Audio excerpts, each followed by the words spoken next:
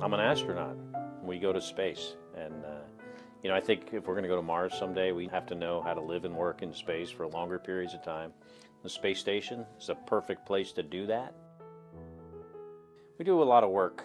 We wake up at like 6 in the morning.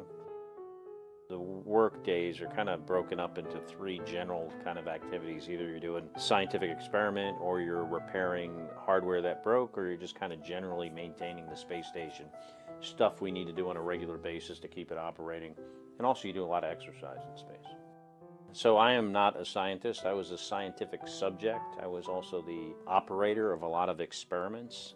I like to think that when we, years from now, when we look at the whole suite of experiments we did, whether it was research that was on Misha and I about us being in space for a year, or this comparative study with my brother, I hope that we learn things that will allow us to venture to Mars someday. Our planet is incredibly beautiful, brilliant blue in most places. You get the sense that we are lucky to have this incredible place that we call home. But at the same time, certain parts of the Earth are almost always covered in pollution. The atmosphere looks extremely fragile. So, I think having this privileged position to look at our planet it changes you.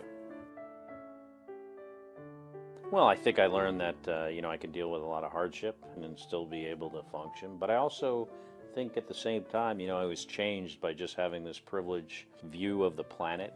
Astronauts call this the overview effect, or this orbital perspective. When you look at Earth, very peaceful looking, very beautiful, but often not. And I think it makes you more empathetic to the human condition and the condition of our planet, perhaps.